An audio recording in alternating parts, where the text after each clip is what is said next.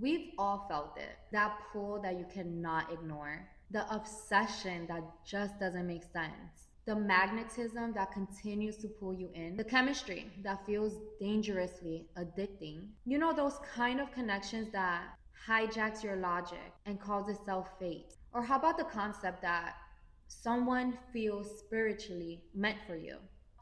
Modern neuroscience suggests that something far less spiritual is happening and that your brain is actually just trying to resolve unsolved and unresolved emotional mathematics. So, what feels like destiny may actually just be your system attempting to complete an interrupted attachment pattern because unpredictability activates the deepest bonding circuitry in the human brain. So, intensity is not always a sign that someone is meant for you. And what feels spiritual can often be persistent prediction error. Welcome back to Demystifying Mysticism. I am your host, the metaphysician. And today we are examining the psychology behind what many call the soul tie addiction and why people who destabilize us are often the hardest to move on from. Human attachment was not designed for romance. It was designed for survival. And long before Disney love stories or cheesy Hallmark Christmas movies, attachment ensured that vulnerable humans stayed close to protection, food, and social belonging. An isolated human nervous system interprets isolation not as inconvenient, but as dangerous. From an evolutionary standpoint, being bonded to others increased the odds of your survival. It was what helped you stay alive. So the brain developed and evolved mechanisms to maintain proximity, repair ruptures, and resist abandonment. Nowadays, your system does not ask you, is this person good for me? Are they emotionally healthy? Are we compatible long term? It just asks one question: does connection to this person reduce my risk of being alone? If the answer is even remotely a yes, the system now enters a state of longing for bonding, which results in a string of very bad Tinder dates. Something very powerful happens when you encounter a person who simply cannot be the peace that you're looking for. The turbulent partnerships we experience, the lover boy avoidance, or even the hot bad boys with a bad reputation. These kind of partners trigger something within us that is actually very revealing. They show us that when you pair connection with inconsistency, the brain begins to engage in ways similar to those behaviors studied by behavior psychology and addiction science. Attachment circuitry is also largely subconscious. It is a cocktail of hormones and learned patterns rather than a deliberate choice. Oxytocin produces bonding and trust. Dopamine reinforces pursuit and reward. Cortisol activates when connection feels threatened, which leaves you in that fight or flight mode. And the cherry on top of this very toxic smoothie is the endogenous opioid that soothes distress when proximity is restored. So this creates a loop within your system: connection, relief, separation, distress, reunion, and reward. So when that cycle becomes unstable, the system can intensify rather than disengage, like you logically would want to do. And this person lives in your mind rent free. So please be easy with yourself. This is not because you view instability as sexy or attractive. Instead, this is a survival tool that helps your system prioritize anticipation of restoration of a connection that does not serve you because it is just trying to survive. And your brain is trying to update a model that has never fully stabilized, keeping you stuck, keeping you responding to a text that you should probably ignore. So why do we romanticize these kind of situations? In nature versus nurture, we learn that if your developmental environment paired love with instability, inconsistent caregiving, or conditional attention, then this regulation becomes our baseline. It becomes what we're familiar with. So even when it's painful, the dysfunction feels like home to us. Not because it's good for you, but because it's a safety zone.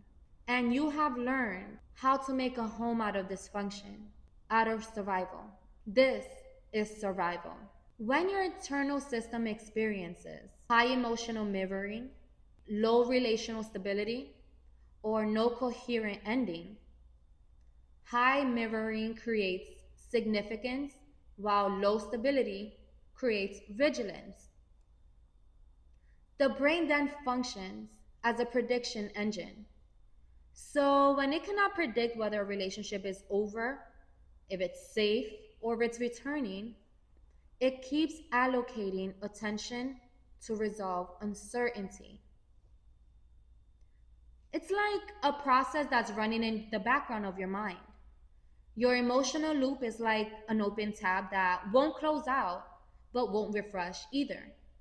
So this has you feeling stuck in a bad romance. Oftentimes, what you call helpless or hopeless devotion is simply just an unfinished computation. You replay conversations not to relive them, but your brain is looking to extract missing information. You imagine alternate outcomes not because you want the past back, but because your brain is attempting to finalize an unfinished model. If experience reflects internal models, then it all begins and ends with you. There is a principle recognized across psychology, cognitive science, and many philosophical traditions. And it's that we do not experience reality directly. We experience interpretations generated by our nervous system and perception. So everything is filtered through your internal model and software. And if that's the case, then a very important question emerges. What is this person reflecting back to you? Not in a mystical sense. We're here to diagnose this. These are a series of important questions that one must ask themselves if you find yourself in a loop that just won't leave you alone. And to move on from this, you must ask yourself, what emotional state did this person evoke? Was it hypervigilance? Euphoria? Did they trigger your insecurity? A sense of longing? Was it relief? What role did you play around them? Were you performing? Were you a caretaker? Were you a seeker, a fixer, or a child hoping to be loved? Or a child hoping to be chosen? What belief about yourself became louder in their presence?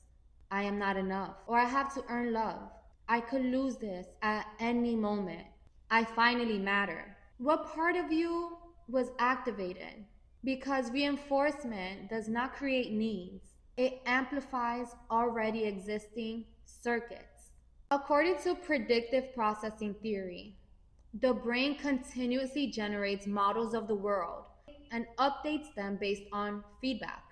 So this means that you're drawn toward experiences that confirm existing models because they require less metabolic effort to process. In simple terms, your system prefers what it already knows how to predict, even if the pattern is a painful pattern that brings about more painful situations. So the pull towards a destabilizing person may not reflect cosmic alignment, but may reflect model familiarity. They confirm what your nervous system believes about love. So again, the useful question is not, why can't I forget them? But what did this connection make me feel that I recognize from earlier in my life? What unfinished experience did it resemble? What part of me came alive or panicked? What does this situation symbolize about me? Ambivalence in relationships cause cognitive dissonance because one system remembers the reward while the other is anticipating the threat.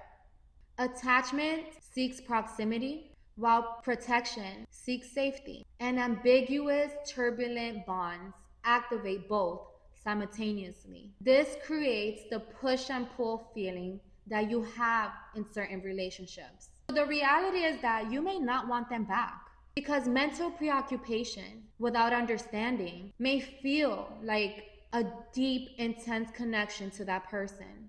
It should not be confused for longing. What your brain is actually looking for is the relief from uncertainty. It's seeking out completion within yourself.